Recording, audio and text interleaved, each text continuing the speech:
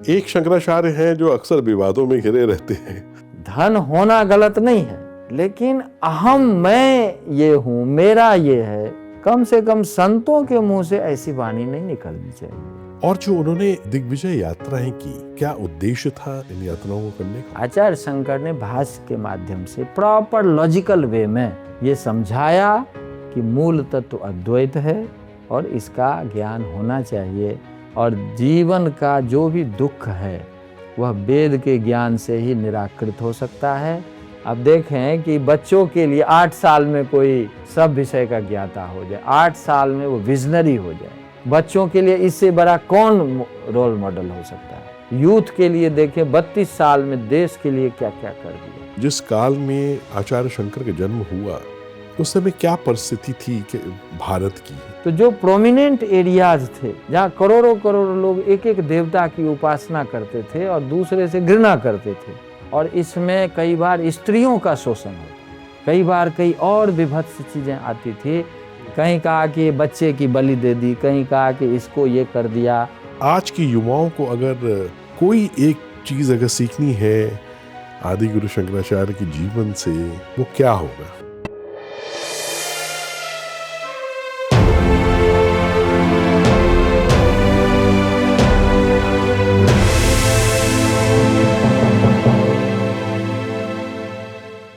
कैसे अंग्रेजों ने पूरा नैरेटिव बदल दिया। हमारे अंदर जो है, जो आत्म गौरव था अपने ज्ञान, अपनी परंपराओं के प्रति, उसको विनष्ट कर दिया। और तीसरा ये कि कैसे उन्होंने ये लेबल्स लगा दिए, हमारे इतिहास को मिथ बना दिया, माइथोलॉजी बना दिया। और जिसके विषय में मैं भी आपसे पूछना चाहता हूँ कि बहुत ही विकसित जो सैद्धांतिक वैज्ञानिक दृष्टिकोण वाले शास्त्र थे, जैसे तंत्र शास्त्र, उसके बारे में कितनी भ्रांतियां फैला दी। ये उसको बोला कि ब्लैक मैजिक है, ये कोई चीज बड़ी कुत्सित है ना, ये तो करना नहीं चाहिए।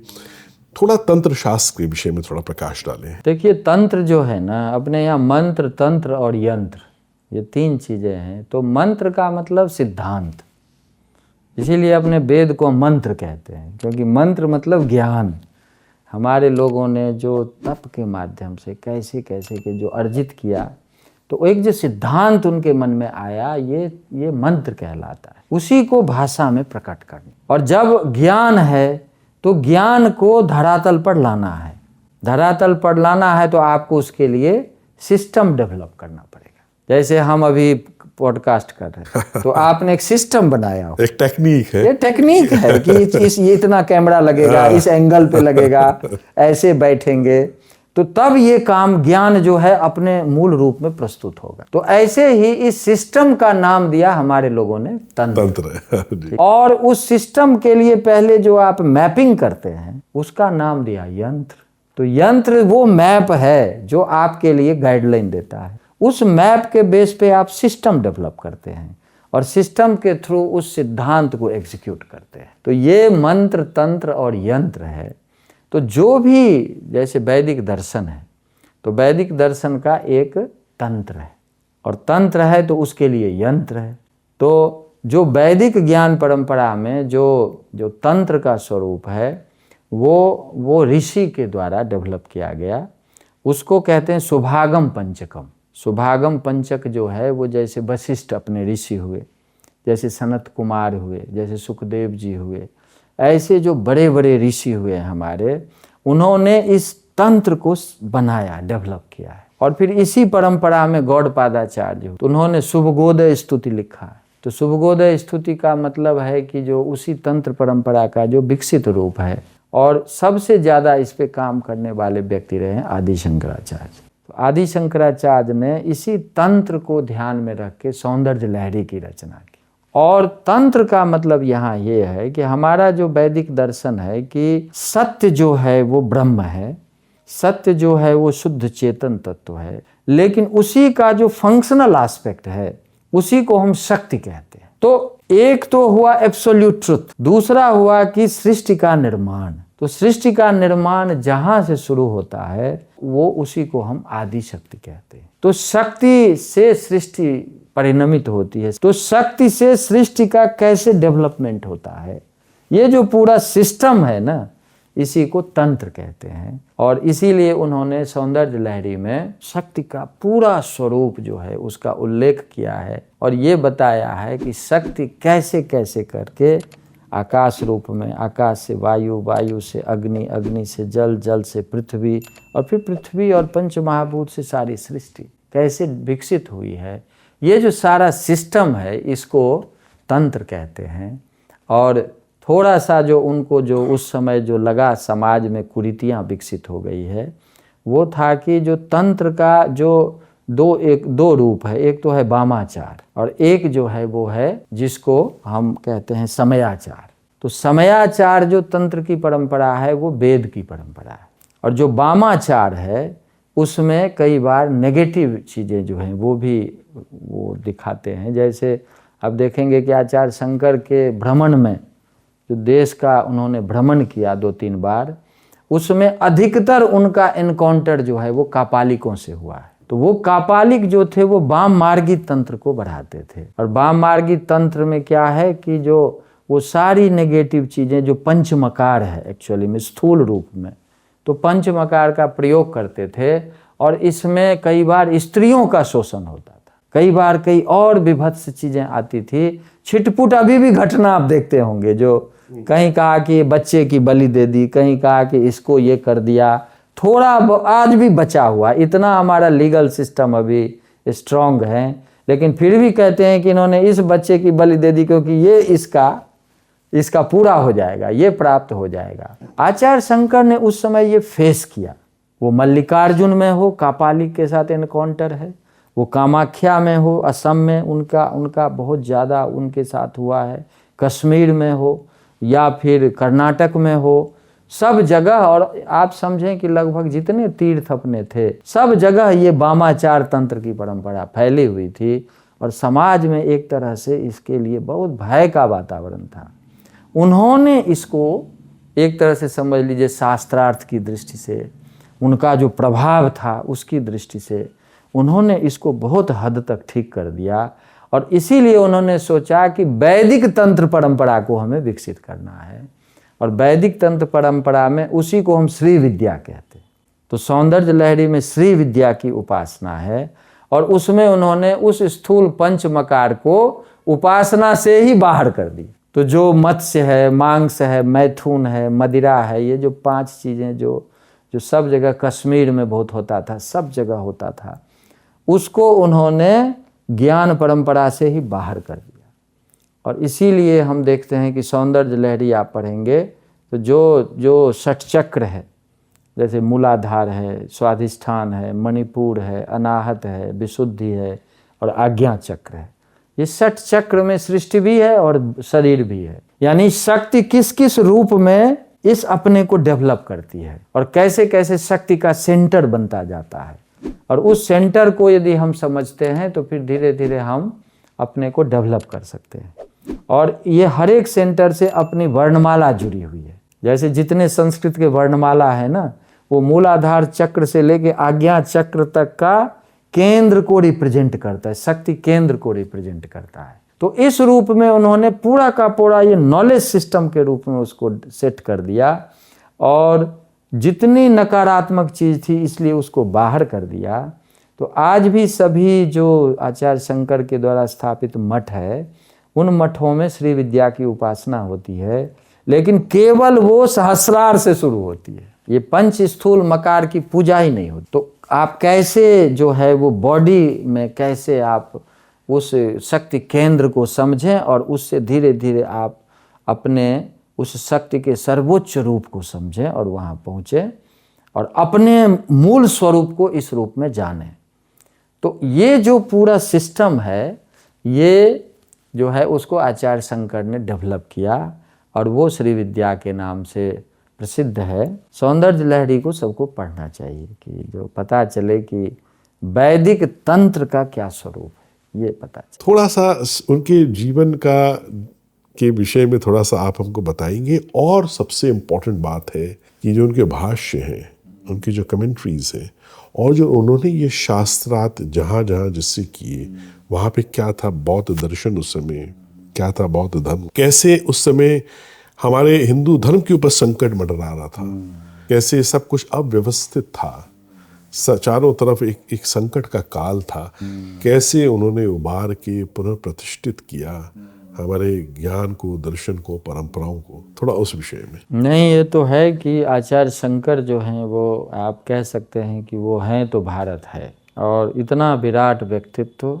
आपने कहा ही कि जो एक विलक्षण प्रतिभा के व्यक्तित्व थे वो, और इतने विलक्षण प्रतिभा के थे कि परंपरा में उनको शिव जी का अवतार माना जाता है। हमारे यहाँ ज्ञान की जब पराकाष्ठा होती है तो उसको अवतार मान लिया जाता है जी। क्योंकि सामान्य लोग उतना कर नहीं पाता। तो ऐसे ही उन्होंने 8 वर्ष की आयु में ही एक तरह से समझें कि संपूर्ण शास्त्र के ज्ञाता हो गए, और फिर वो ओंकारेश्वर आए तो वहाँ उन्होंने जो योग की जितनी सिद्धियाँ होती हैं और एक तरह से आत्म साक्षात्कार, ये सब जो है उनके गुरु भगवतपाद गोविंद पाद ने उनको कराया, और उन्हीं के आदेश से उनको ये लगा कि जो वेद का जो मूल तत्व है, जो सार है, वो लोगों तक नहीं पहुंच पा रहा है।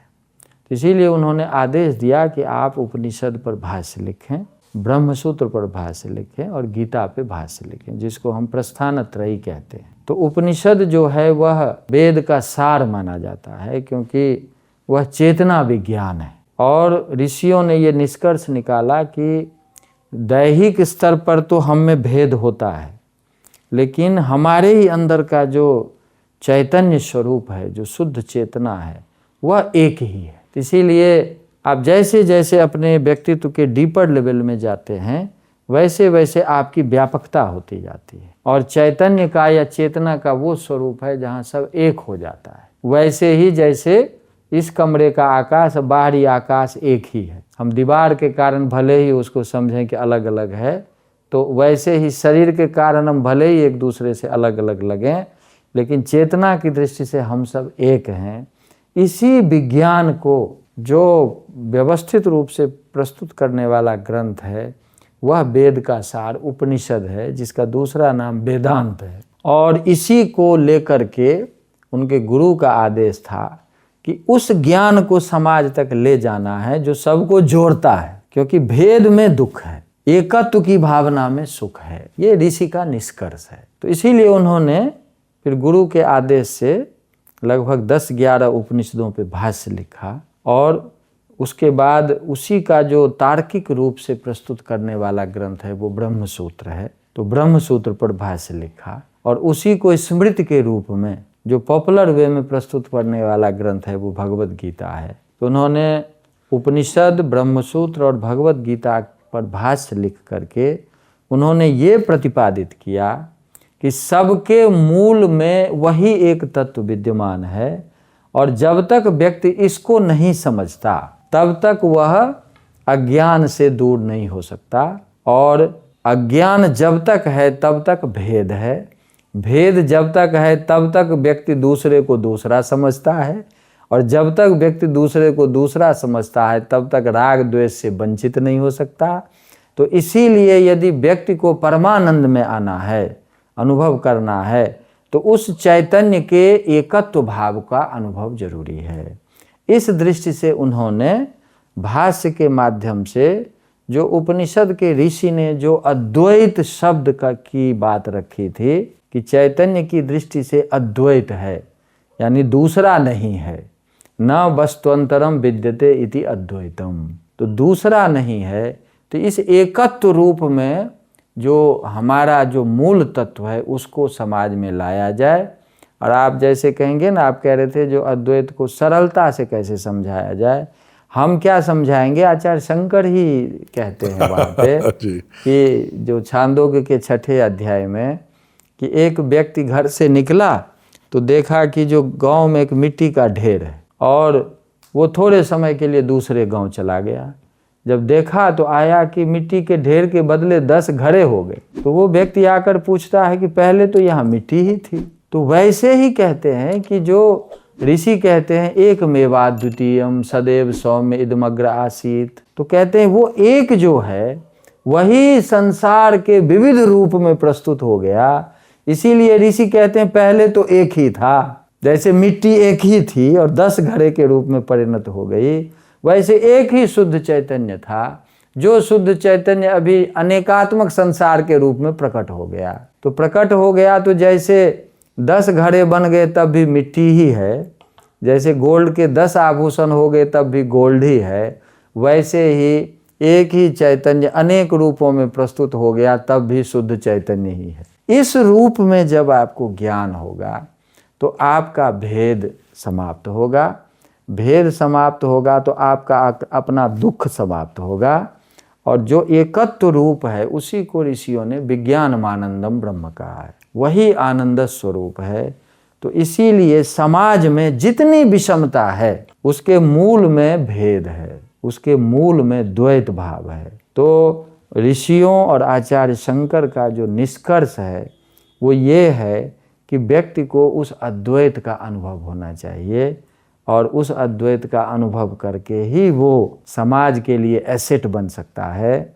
उनका एक बहुत सुंदर श्लोक है कि जब अद्वैत भाव होता है तो होता क्या है, तो संपूर्णम जगदेव नंदन वनम सर्वेपि कल्पद्रुमा, संपूर्ण जगत नंदन वन की तरह लगने लगता है, सभी पेड़ पौधे कल्पद्रुम लगने लगते हैं। गांगम बारी समस्त बारी निभा पुण्या समस्ता क्रिया, सभी जल गंगाजल की तरह लगने लगते हैं और सभी क्रियाएं पुण्य लगने लगती है। वाचा प्राकृत संस्कृत श्रुति शिरो वाराणसी मेदिनी, काशी में बैठे हैं इसीलिए श्लोक की महत्ता ज़्यादा है, और काशी में ही ये श्लोक बोले थे आदि शंकराचार्य कि जब उस एक तत्व का ज्ञान होता है तो प्राकृत हो, संस्कृत हो, बौद्ध पाली हो, सबके सब वेद लगने लगते हैं। ठीक है, श्रुति शिरः वेद लगने लगते हैं, और वाराणसी मेदिनी संपूर्ण पृथ्वी काशी लगने लगती है। क्या बात है। लेकिन कब होता है ये? सर्वावस्थिति रस्य वस्तु विषय दृष्टे पर ब्रह्मणी, जब वो अद्वैत का अनुभव होता है। तो अद्वैत का अनुभव हर एक व्यक्ति के लिए आवश्यक है, और परिवार से लेकर समाज तक, और आज यूएनओ जैसी संस्था में जब तक अद्वैत बुद्धि नहीं होगी तब तक पॉलिसी डिसीजन में ये रिफ्लेक्ट नहीं होगा। जब तक रिफ्लेक्ट नहीं होगा तो फिर देशों के प्रति हमारा बायसनेस जो दिखता है वो इसलिए दिखता है क्योंकि हम भेद मानकर बैठे रहते हैं। आचार्य शंकर ने भाष्य के माध्यम से प्रॉपर लॉजिकल वे में ये समझाया कि मूल तत्व अद्वैत है और इसका ज्ञान होना चाहिए। यही इरविन श्रोडिंगर कहते हैं कि consciousness is singular, it doesn't know plurality. वही मैक्स प्लैंक कहने लगे कि कॉन्शियसनेस इज द फंडामेंटल। इसी को समझने के लिए नील्स बोर उपनिषद पढ़ने लगे, और इसी को समझते हुए क्वीन फ्रेडरिका जो ग्रीस की महारानी है वो कहती हैं कि जो मेरे फिजिक्स का निष्कर्ष है वो वैसे ही नॉन डुअल स्टेट को बताता है जैसे आचार्य शंकर अद्वैत की व्याख्या करते नाम लेके। और वो ये भी कहती हैं कि भारतीय लोगों से मुझे बहुत द्वेष है। क्यों द्वेष है? कि जो ज्ञान भारत को सहजता से मिल गया वो हम लोगों को समझने में बहुत परिश्रम करना पड़ता है। तो ये उनका कंट्रीब्यूशन है, और इसको हमें सबको जानना चाहिए। और उनका जो भाष्य है आज भी ग्लोबल लेवल पे बड़ी बड़ी यूनिवर्सिटी में उनके भाष्य को समझा जाता है, उसका दार्शनिक विश्लेषण होता है। और दुनिया में बहुत देश हैं, जैसे अभी रिसेंटली उनकी पुस्तक है उपदेश शास्त्री, तो उनका एक लेटेस्ट एडिशन निकला है, प्रोफेसर मायदा किया है जापान में, जो यूनिवर्सिटी ऑफ टोक्यो के प्रोफेसर। आप कहीं देखेंगे कि हार्वर्ड में कोई कर रहा है, कहीं कर रहा है। तो कहने का मतलब देश के अतिरिक्त और जगह पे जो भी उनको पढ़ा है तो फिर वो उसी हाइट पे वो आपको वो अनुभव होता है। क्या बात है। तो ये आचार्य शंकर का कंट्रीब्यूशन है, और उन्होंने ये बता दिया कि जीवन का सर्वोच्च रूप, जीवन का आनंद वेद के ज्ञान से ही संभव है, और जीवन का जो भी दुख है वह वेद के ज्ञान से ही निराकृत हो सकता है। तो इसीलिए 3 बार यात्रा की, भारत का भ्रमण किया, एक एक स्थान में जाके अनुभव किया, और अनुभव करते हुए लोगों की भावना को समझा, और भावना के अनुरूप सभी तीर्थ स्थल को सुरक्षित किया, भावना के अनुरूप पंच देवतोपासना की स्थापना की, भावना के अनुरूप सब जगह जा कर के वहाँ की संस्कृति, वहाँ की सभ्यता को उसी रूप में विकसित किया, जहाँ भी जो त्रुटियाँ थी उसको समाप्त किया और भारतवासी के मन में ये अटूट विश्वास स्थापित किया कि वेद से ही आपका सब कुछ प्राप्त हो सकता है, no other alternative is existing. तो ये उनका कंट्रीब्यूशन। क्या बात है। तो प्रोफेसर जहाँ हम ये पूछ रहे थे कि जिस काल में आचार्य शंकर का जन्म हुआ उस समय क्या परिस्थिति थी कि भारत की? उस समय में परिस्थिति यह थी कि वैदिक ज्ञान को एक तरह से साइडलाइन कर दिया गया था और अनेक प्रकार के जो विचार थे, जो भेद परक विचार थे, तो उसका आधिपत्य हो गया। और जब भेद का प्राबल्य होता है ना, तो फिर व्यक्ति की इच्छाएं प्रबल होने लगती है और उसमें राग द्वेष का वातावरण बन जाता है। सभी एक दूसरे से लाभ लेना चाहते हैं और इस प्रकार से एक कटुता का वातावरण विकसित हो गया था। तो बहुत विकट परिस्थिति थी। जैसे मैंने पहले कहा कि जो तंत्र में पंचमकार का बाहुल्य हो गया था, समाज में सबका सब शोषण करने लगा था, तो एक तरह से अपने पर अनास्था उत्पन्न हो गई थी। तो इन सब विषयों का जो एक वर्चस्व हो गया था, उस परिस्थिति में आदि शंकराचार्य का उद्भव होता है और उन्होंने एक एक विषय को एड्रेस किया है और वो एड्रेस किया है वेद के आधार पर। तो इसीलिए उन्होंने वेद को बहुत प्रामाणिक ढंग से विद्वानों के बीच वो ले गए। लगभग 80-84 संप्रदाय के आचार्यों से संवाद किया और संवाद इस रूप में किया कि कोई हमारे अंदर प्रतिद्वंद्विता नहीं है, हम इस विचार पर चर्चा करें और आपको यदि तार्किक दृष्टि से ये लगता है कि नहीं, यह विचार जो है वो व्यक्तिगत रूप से भी हमें सुखी बना सकता है और समाज को, राष्ट्र को, मानवता को, प्रकृति को आगे बढ़ाने में सहायक हो सकता है, तो फिर वेद के आधार पर आगे बढ़ें। और इसको सभी आचार्यों ने लगभग एक तरह से स्वीकार किया और एक देश में ऐसा वातावरण बन गया जो फिर से जो वो कलुषता का वातावरण था, जो स्वार्थपरकता का वातावरण था, वह एक कल्याण परकता में कन्वर्ट हो गया और भारत फिर से एक अखंड भारत के रूप में स्थापित हो गया। तो वस्तुतः यह जो सारा अखंड शब्द है ये अद्वैत का ही है, इसीलिए हम अखंड भारत कहते हैं। तो भारत अपने सर्वांगीण रूप में, भारत अपने मौलिक चिंतन के रूप में, भारत लोक कल्याण परक दृष्टि के रूप में, तो ये सारी चीज़ें जो हैं यही अखंडता का द्योतक है। और भारत अखंड तब तक रह सकता है जब तक अद्वैत दृष्टि हो, और भारत अखंड तब तक रह सकता है जब शास्त्र का महत्व समाज में रहे और संस्कृत भाषा का भी महत्व रहे, क्योंकि सभी शास्त्र मौलिक रूप से संस्कृत भाषा में है। इसीलिए आदि शंकराचार्य मूलतः तो मलयालम समाज से थे, लेकिन जीवन में उन्होंने एक शब्द भी मलयालम में नहीं लिखा। इसलिए नहीं लिखा क्योंकि हमारी सारी भाषाएं हैं, लेकिन हर एक भाषा क्षेत्र विशेष की भाषा है, उस भाषा से पूरे देश में इंटरेक्शन नहीं हो सकता। लेकिन संस्कृत ही एक भाषा ऐसी थी जो सभी भाषाओं के केंद्र में थी, सभी भाषाओं की मातृस्वरूपा भाषा थी और सभी भाषाओं में शब्दावली की दृष्टि से, विचार की दृष्टि से जोड़ने वाली भाषा थी। वो भारत को जोड़ना चाहते थे, भारत की अखंडता को स्थापित करना चाहते थे, इसीलिए संस्कृत भाषा को ही चुना और संस्कृत भाषा में अपनी सारी रचनाएं प्रस्तुत की।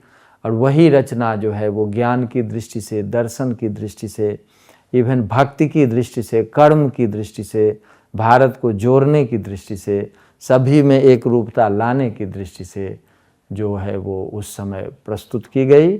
और उसी के आधार पे इतना ज़्यादा हमारे ऊपर प्रहार हुए, इतनी समस्याएं आई, क्या क्या नहीं हुआ, लेकिन फिर भी भारत अपने किसी न किसी रूप में बचा रहा। और वही जो उन लोगों का जो एक जो व्यवस्था उन लोगों के द्वारा की गई, वो व्यवस्था कहीं न कहीं मानस में आज भी है। इसका स्वरूप कुंभ में दिखा कि किस प्रकार 66 करोड़ लोग एक साथ एकात्मकता में स्थित रहते हुए आते हैं और किस प्रकार अनुशासन में रहते हुए अपने आनंद का भी अनुभव करते हैं और भारत की एकता, या आप दूसरे शब्दों में कहें कि अद्वैतता का प्रदर्शन करते हैं। और जो उन्होंने दिग्विजय यात्राएं की, प्रथम क्या उद्देश्य था इन यात्राओं को करने का, और दूसरा क्या क्या उन्होंने किया इन यात्राओं में? उद्देश्य तो यही था कि सबसे पहले भारत को समझें, भारत के विद्वानों को समझें, भारत के एक एक क्षेत्र में जाकर के वहाँ की भावना को समझें और भारत की सीमा को समझें। ये सारी चीज़ उनके ध्यान में थी, क्योंकि भारत यात्राओं का देश रहा है। अब देखेंगे कि वेद के समय से लेकर और अभी भी भारत में ज्ञानी जो भी हुआ है उसने यात्रा की है। यात्रा इसलिए की है क्योंकि भारत की जो सांस्कृतिक और आध्यात्मिक एकता है, उस एकता को बिना यात्रा के नहीं समझा जा सकता। तो उसको उन्होंने बहुत बारीकी से समझा, और यहाँ तक कि आज भी हम जो भारत की सीमा की बात करते हैं तो आदि शंकराचार्य उस भारत में भ्रमण किए जिस भारत में बलूचिस्तान है, जिस भारत में सिंधु है, जिस भारत में पूरे पाकिस्तान का पंजाब है, जिस भारत में अफ़गानिस्तान है, जिस भारत में नेपाल है, और जिस भारत में जो पूरा नॉर्थ ईस्ट, पूरा जो सब कुछ क्षेत्र है, तो उन्होंने उस भारत की अनेक बार यात्रा की और उस भारत में अखंडता को स्थापित किया। और जब तक वो भारत को नहीं जानते, जब तक विद्वानों से इंटरेक्शन नहीं करते, तब तक वो अद्वैतवाद को स्थापित करने में कभी सफल नहीं होते। उन्होंने जैसे पंचदेवतोपासना की स्थापना की, उनकी दृष्टि में वेद का दर्शन तो स्पष्ट है कि एक ही तत्व की अभिव्यक्ति सब रूपों में है, लेकिन सब रूपों में है तो लोग इस चीज को नहीं समझते थे। कोई गणेश की पूजा कर रहे हैं, कोई शिव की पूजा कर रहे हैं, और शिव की पूजा कर रहे हैं तो विष्णु की पूजा करने वालों से घृणा कर रहे हैं, कोई विष्णु की पूजा कर रहे हैं तो शक्ति की पूजा करने वालों से घृणा कर रहे हैं। तो जब तक वो यात्रा नहीं करते, जब तक उनकी भावना को नहीं समझते, तब तक वो ये कन्विंस करने में सक्षम नहीं होते कि एक ही मूल तत्व की अभिव्यक्ति भगवती के रूप में भी होती है, उसी की अभिव्यक्ति शिव रूप में होती है, विष्णु रूप में होती है, गणेश के रूप में होती है। तो जो प्रोमिनेंट एरियाज थे जहाँ करोड़ों करोड़ों लोग एक एक देवता की उपासना करते थे और दूसरे से घृणा करते थे, तो उसको उन्होंने आचार्यों के पास गए, वहाँ के लोगों की भावना को समझते हुए उन्होंने किसी की कभी अवहेलना नहीं की, लेकिन गणेश के जो उपासक थे, विष्णु के उपासक थे, उनके बड़े आचार्यों से शास्त्रार्थ करके ये कन्विंस करने में सक्षम हुए कि विष्णु जो हैं वह तो सर्वोच्च हैं, लेकिन शिवजी भी उसी के दूसरे रूप हैं, शक्ति भी उसी के ही रूप हैं। इसीलिए पंचदेवतोपासना में उन्होंने एक विधान बना दिया, कन्विंस करते हुए कि जो भी जिस देवता की उपासना करते हैं उसको केंद्र में रखा जाए और बाकी चार जो है उनको चार कोने पे रखा जाए। तो इस रूप में आप जिस देवता की पूजा करना चाहते हैं वो केंद्र में है, आपके मन में बैठा हुआ है, लेकिन चारों तरफ दूसरे देवता भी हैं जो उसी की अभिव्यक्ति है। अब ये तब तक नहीं संभव था जब तक वो सब जगह घूमते नहीं, विद्वानों से नहीं चर्चा करते। और भी उन्होंने किया कुछ कुछ, जैसे कि कहीं पर भगवती का उग्र रूप है, कहीं पर किसी देवता का उग्र रूप है, तो उन्होंने ये भी चिंतन किया कि नहीं, उग्र देवता का स्वरूप हमें नहीं चाहिए, हमें सॉफ्ट देवता का स्वरूप चाहिए। और सॉफ्ट देवता का स्वरूप जब आएगा तो दूसरे जो देवता को मानने वाले लोग हैं उनका भी आकर्षण उधर होगा। तो आप देखें कि कितनी बारीकियों से उन्होंने इन चीजों को परखा। सारे उग्र देवता के जो की मूर्ति को उन्होंने सॉफ्ट में बदल दिया। अब सॉफ्ट में बदल दिया तो आम लोग चाहते हैं कि हम देवी देवता के सामने जाएं तो बड़ा एक आशीर्वाद देने की मुद्रा में रहें, वो लोक कल्याण परक दृष्टि हो उनकी। तो ये सब भी उन्होंने किया। नदी पर्वत पे देखें जितने स्तोत्र आज देश में चल रहे हैं, वो शिव संबंधी स्तोत्र हो, विष्णु संबंधी हो, भगवती का स्तोत्र हो, गणेश जी का स्तोत्र हो, जो शक्ति है या सूर्य है उनका स्तोत्र हो, नदियों के स्तोत्र हो, सबके स्तोत्र उन्होंने लिखे। और आपको एक बताएं कि जो बहुत सारे स्तोत्र ऐसे पाठ किए जाते हैं और बोले जाते हैं जो बोलने वालों को भी नहीं पता कि आदि शंकराचार्य की रचना है, जैसे बरखेड़ी संप्रदाय है। तो वहाँ जो भगवान का जो स्वरूप है, जो वहाँ कृष्ण भगवान का स्वरूप है, तो उनका जो मूल श्लोक है वो श्लोक आदि शंकराचार्य की रचना है। श्रीरंगम में श्रीरंगाष्टकम है, आदि शंकराचार्य की रचना है। शिव के जितने स्तोत्र हैं आदि शंकराचार्य की रचना है।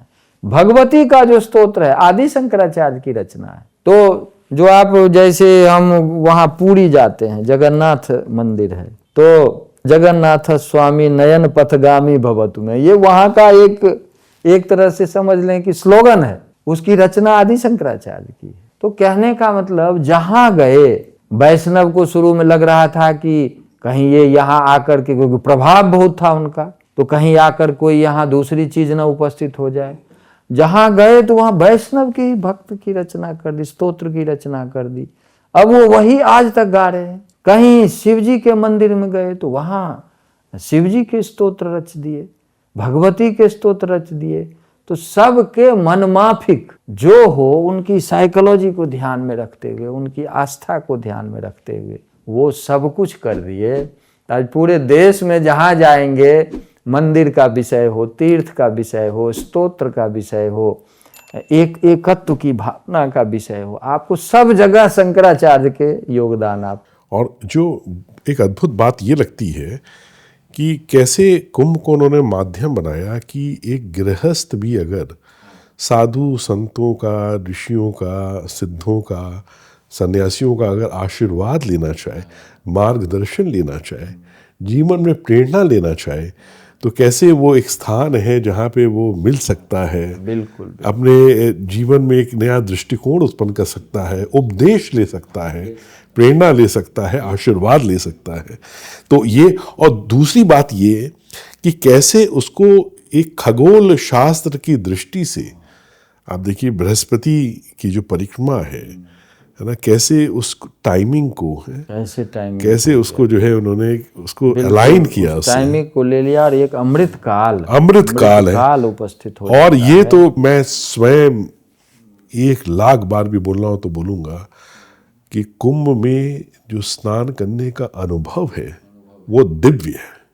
और मैं ये भी एक उनका कोटेशन बता रहा हूँ, शंकर दिग्विजय में इसकी चर्चा है कि जब वो स्वयं संगम पे स्नान करने के लिए गए, क्योंकि कुमारिल भट्ट से जो शास्त्रार्थ की बात थी, तो स्वयं संगम में स्नान किए। और वहाँ वो लिखते हैं, वहाँ वो बोलते हैं कि जो कुंभ का स्नान, संगम का स्नान केवल आज की बात नहीं है, वेद में ऋषियों ने इनकी चर्चा की है। और एक श्लोक वहां लिखते हैं, सीता सिते सरिते यत्र संगमे तत्रा प्लुताशो दिव मुत्पतन्ति। सित कहते हैं गंगा जी को और असित कहते हैं यमुना जी को। कहते हैं इन दोनों के संगम में जब कोई स्नान करता है तो वेद के ऋषि कहते हैं कि वो दिव्यता की अनुभूति होती है, जो आपने कही कि वो अद्भुत है। तो वो उनका श्लोक है, वहाँ पे उन्होंने बोला है, शंकर दिग्विजय में इसकी चर्चा आती है। तो ये जो दृष्टि है, इस दृष्टि को देने वाले और सबसे बड़ी बात है कि भारत के लोगों ने शिरोधार्य किया। आज भी आदि शंकराचार्य के प्रति जो भी जानता है उनको, उनमें वही पवित्रता का भाव है, वही आस्था है, वही निष्ठा है। तो हमें अधिक से अधिक लोगों तक पहुंचाना चाहिए और सबके लिए एक रोल मॉडल है। आप देखें कि बच्चों के लिए 8 साल में कोई सब विषय का ज्ञाता हो जाए, 8 साल में वो विजनरी हो जाए, बच्चों के लिए इससे बड़ा कौन रोल मॉडल हो सकता है। यूथ के लिए देखिए 32 साल में देश के लिए क्या क्या कर दिया। सन्यासी के लिए देखिए कि पूरे सन्यासी का सिस्टम डेवलप कर दिया। आज कोई भी संप्रदाय हो, आप देखें कि जो अद्वैत ट्रेडिशन में नहीं है वो भी सन्यास उसी मेथड से लेता है। तो एक सिस्टम बनाया और सन्यास परंपरा को व्यवस्थित रूप दे दिया। तो ये कितना बड़ा एक विजनरी स्टेप है। अखाड़ों की स्थापना कर दी।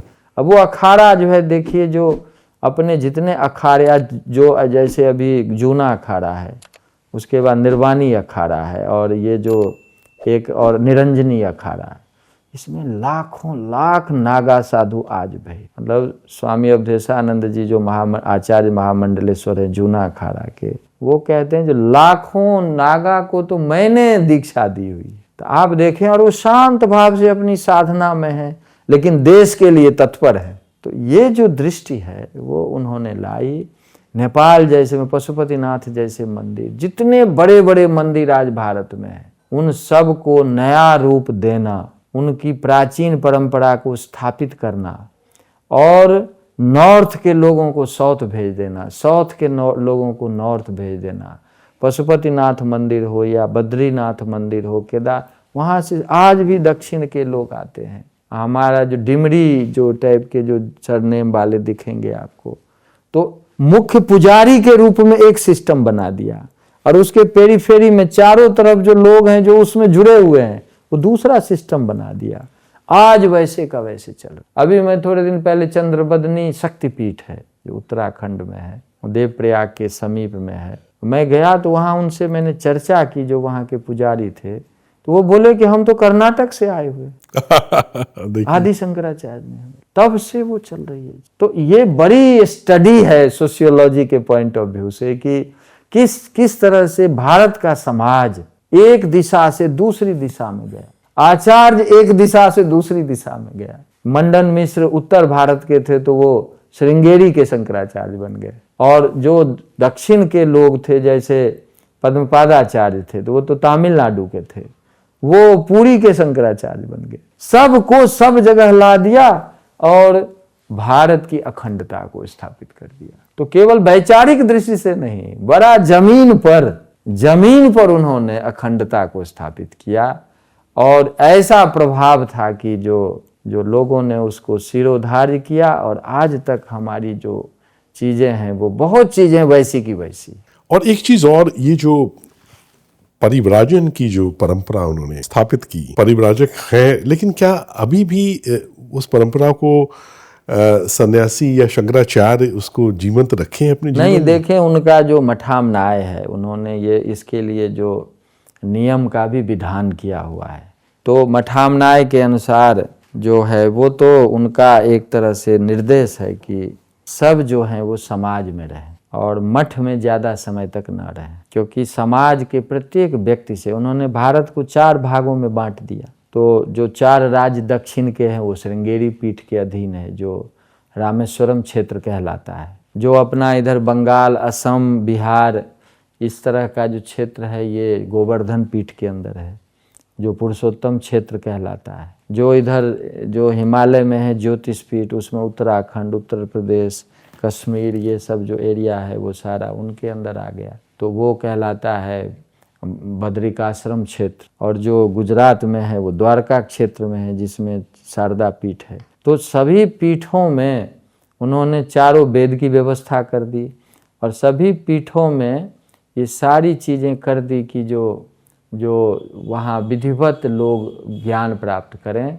और जो भी शंकराचार्य हों वो समाज में रहें, और समाज के एक एक व्यक्ति से उनका संपर्क रहे, और उसके अभ्युदय और निःश्रेयस का वो उनकी व्यवस्था करें, उसको उन्नत बनाएं। तो ऐसा विधान है। बाकी जो हैं वो सब जानते हैं, और जिस रूप में जिसको है वो कर रहे हैं। अभी के जो शंकराचार्य हैं क्या इसका पालन करते हैं? A quick pause. Every story we create at Prachyam is born from deep passion for Bharatiya culture and heritage. To help us continue this Anushthan, please be a part of this.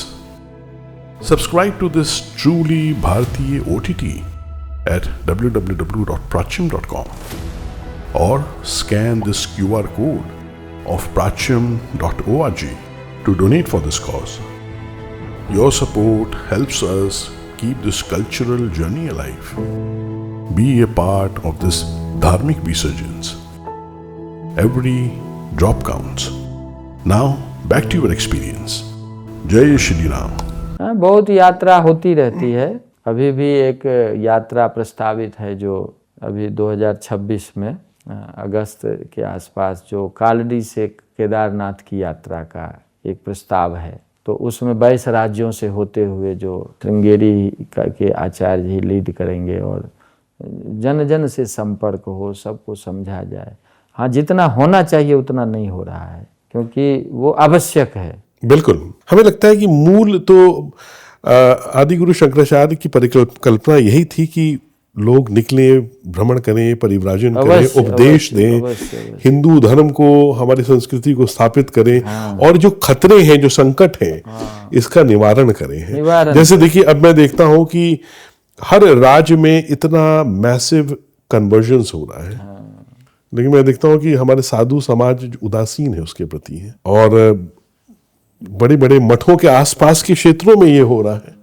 आपको नहीं लगता कि इस दिशा में भी और प्रयास की आवश्यकता है? अवश्य प्रयास होना चाहिए, क्योंकि किसी का लोभ इत्यादि के माध्यम से कन्वर्जन जो है वे उसके मौलिक सत्ता की चुनौती है। इसीलिए इस विषय में जो हिंदू जीवन दर्शन है या वैदिक जीवन दर्शन है या सनातन चिंतन है, वो कभी भी ऐसा नहीं कहता कि लोभ, क्रोध, मोह या और तरह से किसी दूसरे मत को मानने वालों को हम अपने में जबरन ले आए। तो फिर हिंदू समाज के भी लोग हैं, उनको भी कोई लोभ देकर, कोई किसी और ढंग से यदि दूसरे में ले जाने का प्रयास करते हैं, तो यह एक मौलिक जो व्यक्ति का स्वभाव है उसका हनन है। इस विषय में जो दूसरे जो लोग हैं जो कन्वर्जन में विश्वास करते हैं, वो तो विवेकहीन है ही, क्योंकि उनकी अपनी जो इतिहास परंपरा है वो क्या क्या उसमें धूमिल है वो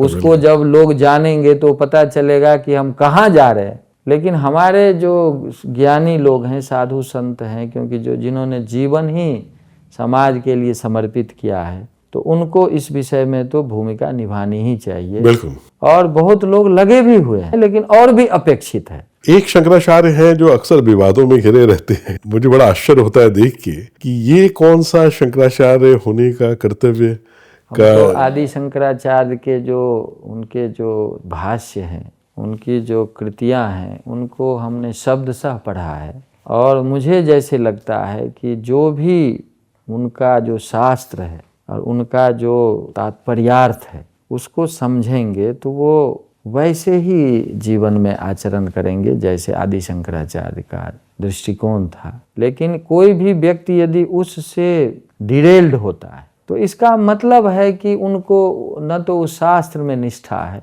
न वो जो जीवन का सदाचार है उसमें निष्ठा है, तो फिर बाकी चीज़ें व्यर्थ हो जाती है। तो इसीलिए शास्त्र की मर्यादा। आचार्य शंकर तो पैदल ही चलते थे, वो तो पेड़ के नीचे रहते थे, वो तो गांव में भी कम ही जाते थे, और जो भी मिल गया वो भोजन कर रहे हैं, नहीं मिला भूखों रह रहे हैं, और कहीं भी दिव्यता की कमी नहीं है। तो इस प्रकार का जो तप, इस प्रकार का जो जीवन, यद्यपि आचार्य शंकर का जो घर था वो सुखी संपन्न घर था, और एक ही पुत्र, पिताजी का स्वर्गवास हो चुका था, माँ के एक पुत्र, और उस रूप में जो उन्होंने देश की अखंडता स्थापित की और जिस तरह का जीवन दर्शन हमें दिया, तो मुझे लगता है कि सबको उसका ध्यान रखना चाहिए। और यदि उससे कोई अलग हटता है तो इसका मतलब आदि शंकराचार्य के प्रति न तो उनका सम्मान है और न वेद के प्रति उनका सम्मान है।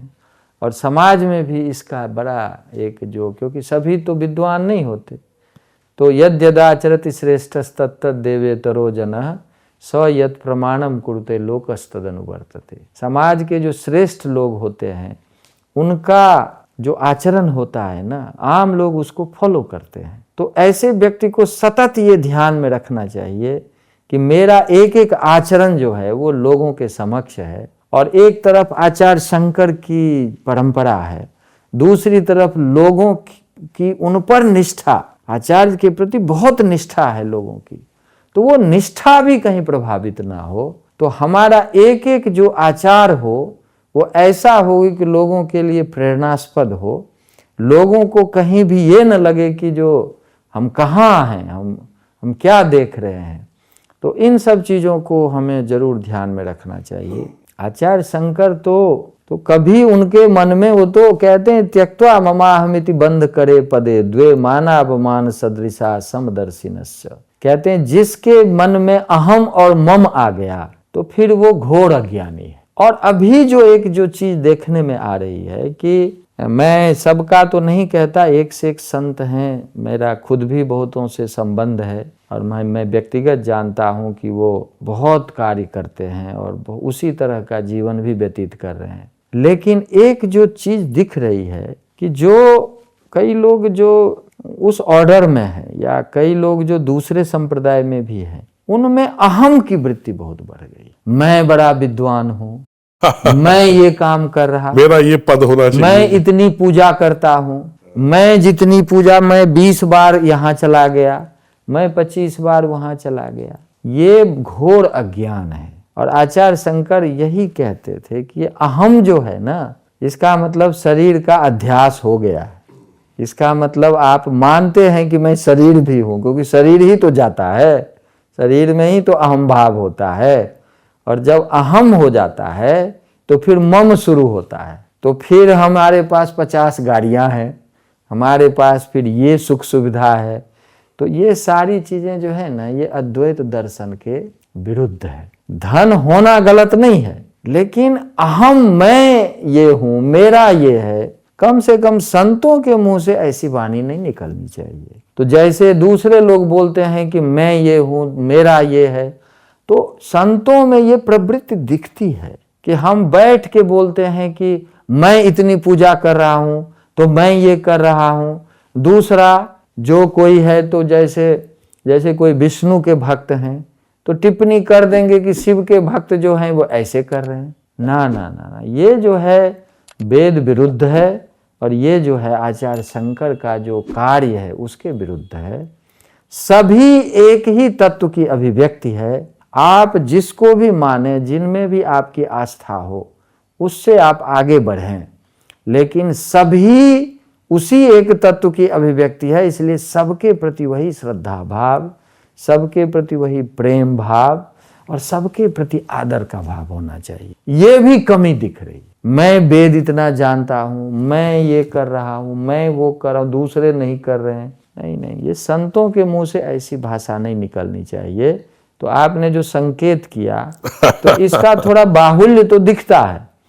यद्यपि जो मेरा उतना समय नहीं बच पाता, क्योंकि अपना शास्त्र अध्ययन या जो भी ज्ञान विज्ञान को समाज तक जितना ले जा सकते हैं, तो इससे समय नहीं बचता, लेकिन कभी कभी सुनने में आता है। तो हम क्या हैं? हमें तो ऋषियों ने जो ज्ञान दिया, हमारे जो आचार्यों ने, हमारे ज्ञानियों ने, सब ने जो हमें ज्ञान दिया, हम उसको ठीक से समझ लें, यही बड़ी बात। बिल्कुल सही कहा। हमारा क्या है? आचार्य शंकर भी कभी नहीं बोले कि मैं इतना बड़ा ज्ञानी। बिल्कुल। आचार्य शंकर तो कहते हैं गुरु से जो प्राप्त हुआ, ऋषि परंपरा से जो प्राप्त हुआ। इसीलिए पूरे जीवन दर्शन में आचार्य शंकर का कहीं नहीं देखेंगे कि मैं ये कर रहा हूं। गुरु का जो आदेश हो, ऋषि परंपरा का जो ज्ञान है, सब जगह श्रुति ये कहती है, सब जगह जो आचार्य ये कहते हैं, कहीं व्यास जी का उल्लेख हो रहा है, कहीं किसी का उल्लेख हो रहा है, और सब का सब ईश्वर पे, देवी देवता पे वो लेके चले जाते हैं। तो उस परंपरा के हम लोग हैं और हमें बिल्कुल क्लियर कट है कि हमारा एक भी अपना ज्ञान नहीं है। क्लियर कट है कि हमें उनके द्वारा, उनके तप के कारण हमें ये सब चीज मिला हुआ है। बहुत आचार्य अपने इसीलिए नाम भी नहीं लिखते टेक्स्ट में। हमारा क्या ज्ञान है कि हम नाम लिखें? तो ये जो भाव है, ये भाव थोड़ा कम हो रहा है। लोग अहम को ज्यादा ला रहे हैं। जब तक अहम और मम रहेगा ना, तब तक ज्ञान नहीं होता। बिल्कुल। ज्ञान तो वही होता है कि आप अद्वैत की तरफ जाएं। जो कोई भगवान भक्त को भी मानते हैं, वो भी भगवान को समर्पित करें, भगवान में समर्पण हो। बिल्कुल। तो जब भगवान में समर्पण हो तो अहम का कहाँ स्कोप? और यदि अद्वैत में समर्पित है तो भी अहम नहीं है। जहां भी अहम और मम होगा ना, वहां राग द्वेष से कोई बच नहीं सकता। तो इससे क्या हो रहा है कि जो अद्भुत परंपराएं स्थापित हुई, उनके संरक्षण की दिशा में वैसा प्रयास जिन्हें करना चाहिए था, वो नहीं कर पा रहे। जी जी जी। तो ये हम लोग ये एक चिंता कर रहे हैं, क्योंकि ज्ञान का मतलब अपने यहाँ लोक कल्याण। जी, लोक कल्याण बिना अहम भाव, तो वो लोक कल्याण क्या हो जाता है ना, सेकेंडरी हो जाता है। और अहम मम से अपना जो स्वरूप है वो प्रधान हो जाता है। तो फिर 8 वर्ष की आयु में आचार्य शंकर ने गृह त्याग कर दिया। और कब भोजन मिला, कब नहीं मिला, किस अवस्था में कहाँ थे। आप बताएं कि 8 वर्ष की आयु में कालड़ी से ओंकारेश्वर आए, 1700 किलोमीटर, नदियों को 1700 किलोमीटर नदियों को पार करते हुए वन में कहाँ कहाँ वो 8 वर्ष का बच्चा जो है वो खोजते खोजते जा रहा है, कौन खाना दे रहा है, कौन कहाँ हो रहा है, लेकिन ज्ञान का संकल्प, ऋषियों के ज्ञान में अटूट विश्वास, ये उनको 8 वर्ष की आयु में ओंकारेश्वर ले आए और 12 वर्ष की आयु तक ओंकारेश्वर में सब विद्या में निष्णात, तात्विक रूप से अनुभूत, और 12 से 16 वर्ष की आयु में सारे भाष्य लिख देना, 16 से 32 वर्ष की आयु में पूरे देश को नाप लेना, और नाप लेना वो नहीं, पाकिस्तान, बांग्लादेश, नेपाल, अफगानिस्तान सबको लेकर नाप देना। हमारे सामने वो स्वरूप नहीं है क्या? इसमें अहम का कहाँ गुंजाइश है? बिल्कुल, बहुत सही कहा। अहम होता तो वो कालड़ी से निकलते, मम होता तो अपनी संपत्ति को छोड़ते। अब तो वो हमारे सामने क्यों नहीं उदाहरण है? और जब उदाहरण नहीं है तो जो गृहस्थ है उसमें तो हम मानते हैं कि चलो कुछ उसका एक वातावरण का भी प्रभाव होता है। जो एक बार सन्यासी बन गए, जो संत बन गए, उनमें यदि वही अहम और मम रहा तो फिर क्या मतलब रह गया? अनाश्रितः कर्म फलम कार्यम कर्म करोति यः स सन्यासी च योगी च न निरग्निर्न चाक्रियः यम सन्यासमिति प्राहु योगम तम विद्धि पांडव न यन्यस्त संकल्पो योगी भवति कश्चन। 6ठे अध्याय गीता का ये पहला दूसरा श्लोक सबको पढ़ना चाहिए। कौन सन्यासी है, कौन योगी है? तो जो बिना अहम के, बिना कर्तृत्व भाव के काम करता है, कभी फल को ध्यान में नहीं रखता। भगवान कृष्ण कहते हैं कि जिसने फल को ध्यान में रख लिया, अहम और मम को ले आया, तो न तो वो सन्यासी है न योगी। तो इन सब चीजों को हमें कभी भूलना नहीं चाहिए।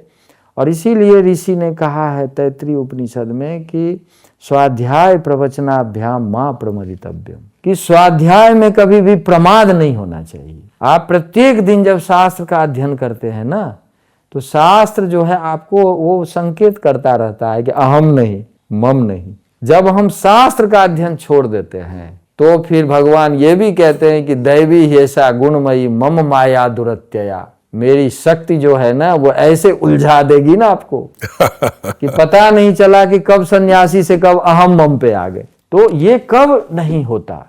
जब आप प्रत्येक दिन शास्त्र का अध्ययन करते और धीरे धीरे उसका मनन करते रहते हैं। अब मनन जब करते रहेंगे तो न अहम आएगा न मम आएगा। क्या बात है। फिर सीधे परंपरा का ज्ञान आएगा और फिर उनका जो जीवन वृत्ति है उनकी वो सामने रहेगी। अब बताइए, जो 32 वर्ष की आयु में जो इतना कर सकते हैं, यहाँ 32 वर्ष की आयु में तो हमें पता भी नहीं कि देश का क्या लक्ष्य है, देश का क्या स्वरूप है। ये थोड़ा भी जो स्मरण रखेगा उसमें अहम मम आएगा। तो इस पे तो ये तो गंभीर विषय है, इसको हमें सबको लेना चाहिए। और मैं तो यही कहूँगा कि आज भी स्वाध्याय, शास्त्र का अध्ययन और उस ज्ञान को लोगों तक ले जाना, इसमें न तो प्रमाद होना चाहिए और न आलस्य होना, इसी में अपने जीवन को लगाना चाहिए।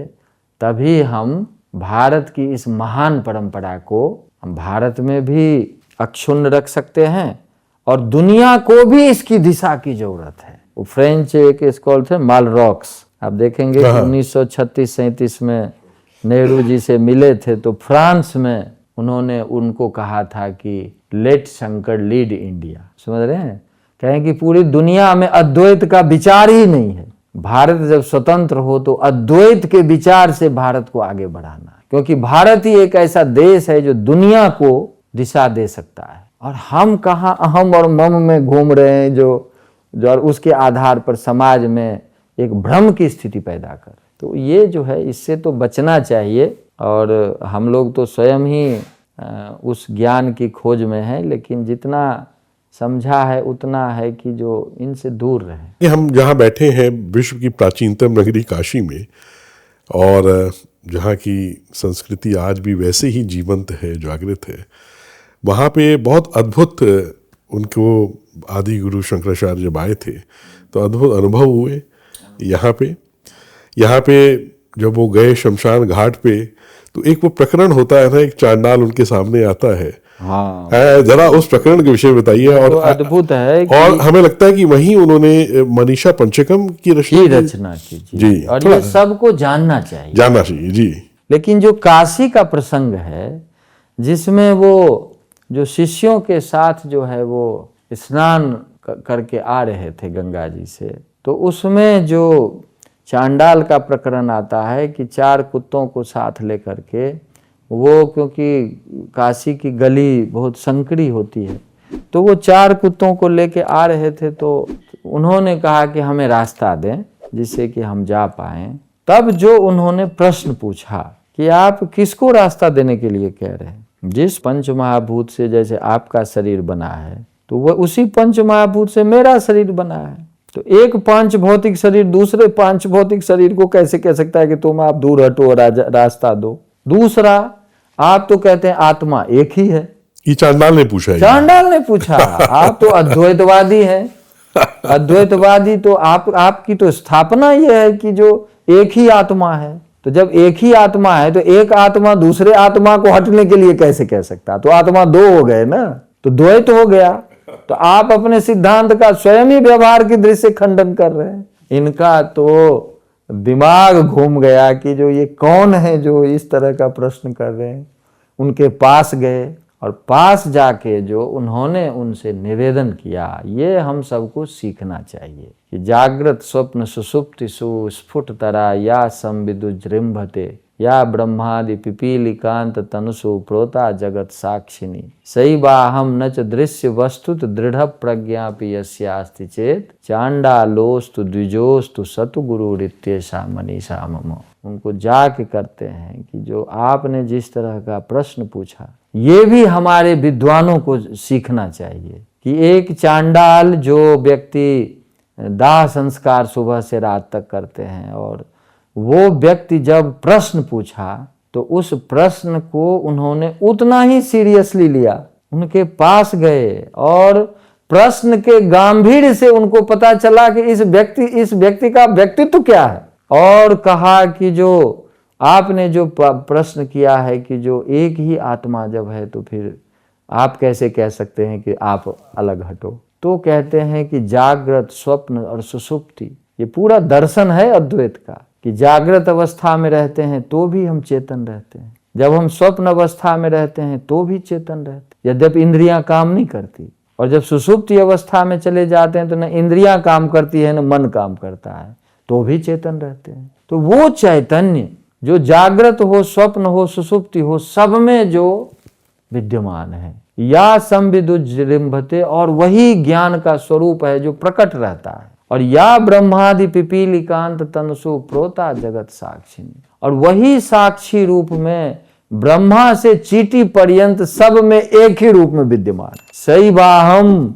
वही चैतन्य मैं हूं, जो चैतन्य ब्रह्मा में भी है और चीटी में भी है, सब में है। यह दृढ़ ज्ञान प्रज्ञा जिसकी हो चुकी है, तो कहते हैं वो चांडाल हो या द्विज हो, वही और वही केवल गुरु बन सकता है। आप देखें कि क्या उनकी दृष्टि है कि लोग कहते हैं कि वो ये जातिवादी थे, ये वादी थे, वो वादी थे, उनको ये श्लोक ही नहीं दिखता कि चांडाल को वो कह रहे हैं कि जो आप जो हैं वो ब्रह्म ज्ञानी हैं, क्योंकि आपको सब में एक ही आत्मा का अनुभव हो रहा है। तभी तो आप कह रहे हैं ना कि जो जब मेरे और आपके बीच का आत्मा 2 नहीं है तो आप किस आत्मा को कह रहे हैं कि आप दूर हटो? ये मनीषा पंचकम है और सबको पढ़ना चाहिए ये, और इसके आधार पर अपना आकलन करना चाहिए कि कोई जब कई बार हम देखते हैं कि अभी कई वायरल हो रहे हैं, विश्वविद्यालय के कई कुलपति हैं, कई प्रोफेसर होते हैं, कई संत महात्मा भी होते हैं, तो वो कोई प्रश्न पूछता है तो कई बार वो गुस्से में आ जाते हैं। ये हमें सीखना चाहिए कि कोई भी व्यक्ति हो, क्योंकि मौलिक रूप से वैदिक दर्शन में सबको आत्म रूप माना जाता है, सब आत्म स्वरूप है। वो तो जब तक हम में थोड़ा ज्ञान रहता है तब तक हम शरीर को, इंद्रिय को, मन को, बुद्धि को हम मानते रहते हैं, लेकिन मौलिक रूप से सब आत्मा है। तो जब सब आत्मा है तो किस व्यक्ति में कौन ज्ञान कब प्रकट हो ये कौन जान सकता? आत्मा ज्ञान स्वरूप है। तो उसी विनम्रता से, उसी सम्मान से उन्होंने उनको ये निवेदन किया और उनको गुरु माना और गुरु मान के उनके चरण को स्पर्श किया, और फिर उनसे जो आदेश हुआ तो उसी आदेश को लेके वो बद्रिकाश्रम चले गए जहां उन्होंने भाष्य लिखा। तो ये जो घटना है काशी की, आपने तो स्मरण दिला दिया। ये तो घटना का स्मरण करते ही रोमांच हो जाता है। कहते हैं कि वो स्वयं शिव थे चांडाल के रूप में। हम तो शिव थे, वो तो सब शिव रूप है। लेकिन कहने का मतलब है कि जो जिस समय वो प्रश्न कर रहे थे उस समय में तो एक सीधे वो चांडाल थे। तो वो गए, उनको प्रणाम किया, उनको ये उसी समय वो तो स्पॉन्टेनियसली वो सारी चीज करते थे। उसी समय रचना है जो मनीषा पंचकम है, और ये काशी की एक अद्भुत घटना है। तो सनंदन इत्यादि मिले, उन्होंने विश्वनाथाष्टकम भी लिखा, अन्नपूर्णा भगवती पे लिखा, एक से एक लिखा, काशी पंचकम भी लिखा, कितने सारे स्तोत्र यहाँ के उनके, मणिकर्णिका स्तोत्रम लिखा। आपको ये भी एक सबको ध्यान में रहना चाहिए कि जो 16वीं 17वीं शताब्दी तक मणिकर्णिका में दाह संस्कार नहीं होता था। आचार्य शंकर जितनी बार काशी आए वो वहीं रुकते थे, वो ठहरते थे। और मणिकर्णिका स्तोत्रम जो है ना वो बहुत प्रसिद्ध है। ये बाद में जितना मुझे हिस्टोरिकल फैक्ट्स मिला है, ये 17वीं शताब्दी के आसपास कुछ जो जमींदार थे, कुछ जो लोग थे, उन्होंने यहाँ दाह संस्कार शुरू किया, और तब से एक परंपरा बन गई। दाह संस्कार के लिए तो हरिश्चंद्र घाट ही है शुरू से, राजा हरिश्चंद्र से लेकर अभी तक की कहानी है। तो इसीलिए हमें काशी का जो ये स्वरूप है आदि शंकराचार्य का, वो ध्यान में रखें, और इसी से हम क्या हैं, दूसरा क्या है, ये इसकी जो बारीकी जो है इसको समझें और सबको सम्मान दें, और उसी आत्मभाव से सबको सम्मान देते हुए, और गुरु क्या होता है इसको समझें। और जब आप कहते हैं कि हम गुरु हैं तो आप में ये विलक्षणता है कि नहीं है, इसका भी आकलन करें। आज की युवाओं को अगर कोई एक चीज़ अगर सीखनी है आदि गुरु शंकराचार्य के जीवन से, और उनके जो इतना विस्तृत उन्होंने भाष्य लिखे और इतना कार्य किया, जो दर्शन को प्रतिपादित किया, वो क्या होगा? सबसे पहला जो मुझे अपील करता है वो है वैज्ञानिक दृष्टि। आचार्य शंकर का जो कुछ भी है वो वैज्ञानिक दृष्टि पर टिका हुआ है। कभी भी किसी अंधविश्वास, कभी वो किसी ऐसी चीज को उन्होंने नहीं आगे बढ़ाया जो वैज्ञानिक दृष्टि से युक्त न हो। यही कारण है कि वैज्ञानिक उनको रिस्पेक्ट देते हैं। और दूसरा, जीवन की संकल्प शक्ति। हम जो लक्ष्य निर्धारित करेंगे हम उसको प्राप्त करेंगे, और ना कोई संसाधन हो तब भी प्राप्त करेंगे। आज एक चल पड़ा है ना कि हम प्रोजेक्ट लेके ही हम बड़ा काम करेंगे, हमें फंडिंग मिलेगी तभी हम बड़ा काम करेंगे। तो आचार्य शंकर को कोई फंडिंग नहीं थी, कोई प्रोजेक्ट नहीं था, जन्म लिया कालड़ी में, अब बिना किसी प्रोजेक्ट के बद्रिकाश्रम में जाके ब्रह्मसूत्र गीता उपनिषद पे भाष्य लिख दिया। बिना किसी फंडिंग के भारत के सभी तीर्थ स्थल को पुनरुद्धार कर दिया। जहां मंदिर को तोड़ा गया था वहां पुनर्निर्माण करवा दिया। और देश का कोई ऐसा कोना नहीं है जहां उन्होंने वो सब कुछ नहीं कर दिया जिसके लिए बहुत फंडिंग की जरूरत पड़ती है, लेकिन उन्होंने बिना फंडिंग के सब करवा दिया। देश की एकता अखंडता सर्वोपरि, वैदिक ज्ञान सर्वोपरि, और सब कुछ जीवन में तर्कपूर्ण हो।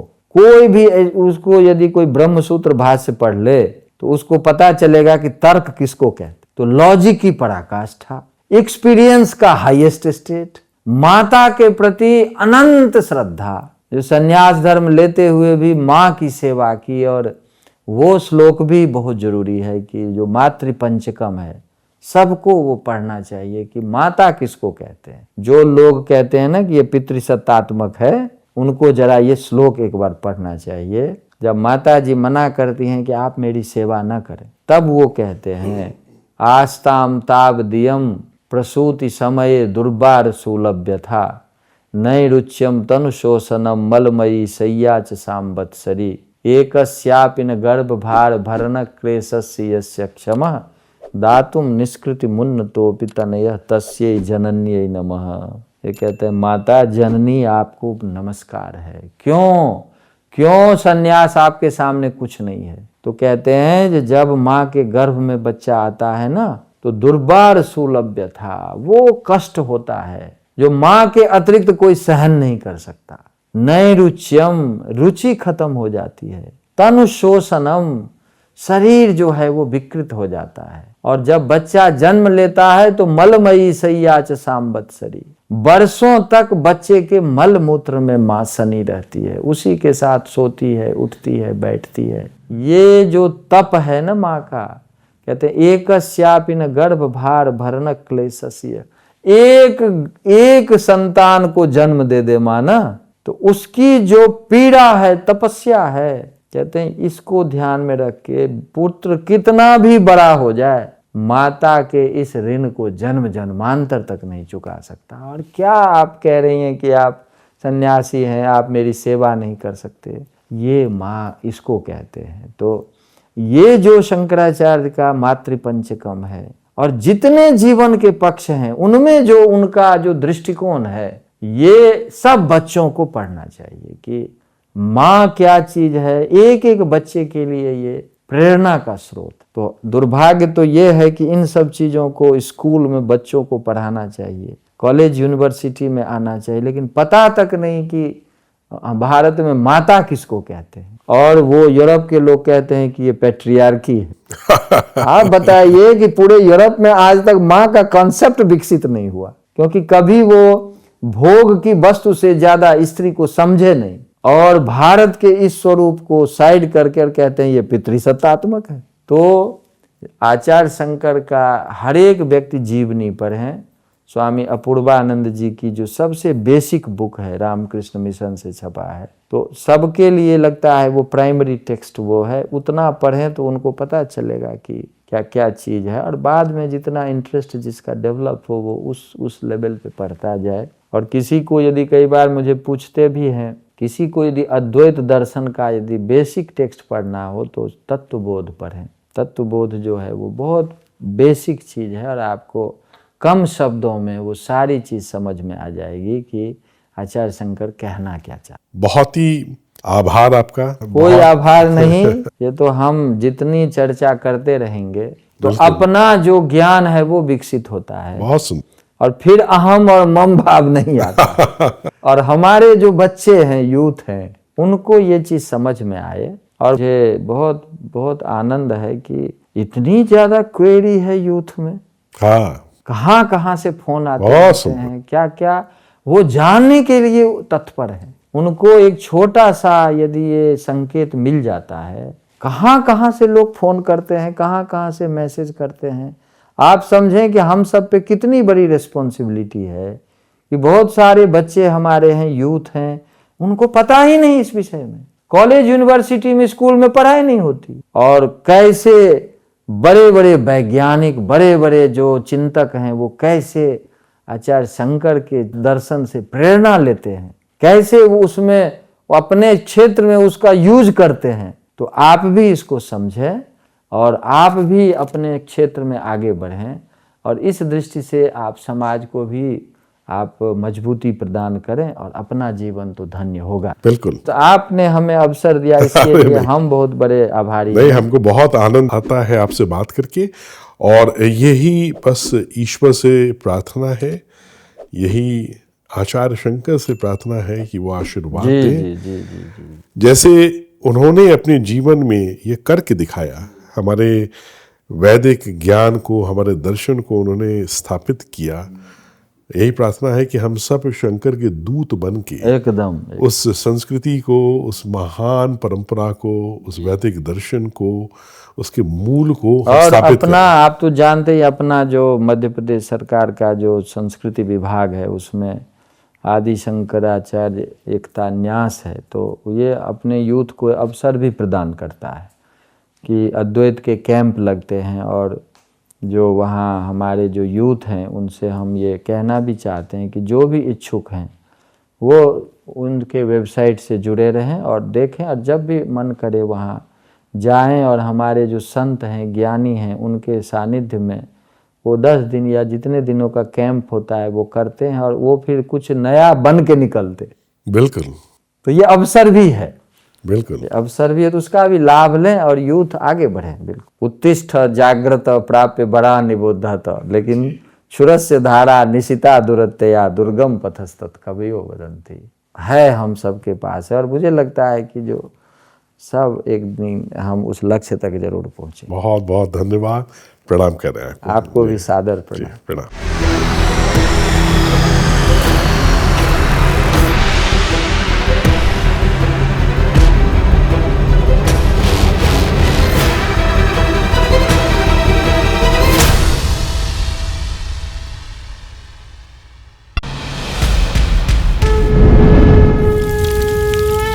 From the timeless Vedas to the valiant warriors, from the wisdom of the rishis to the dreams of a new Bharat, our civilization has never stopped inspiring the world.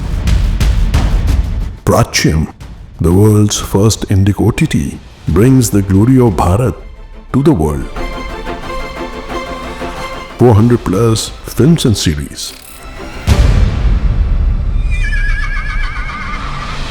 From history to heritage, from devotion to discovery, every story is an offering to our eternal civilization. From G20 to Tokyo, the world is witnessing the voice of Bharat rise again. बहुत बड़ी सनातन की सेवा हो रही है, ज्ञान का पुनरुद्धारण का कार्य है। Prachyam is doing an amazing job. 60 साल में हमने जो खोया को वापस लाने का काम कर रहा है। आपका ये प्रयत्न ईश्वर की आराधना ही है। Your contribution is not a donation. It is an ahuti in this Mahayagya of the Indic Renaissance.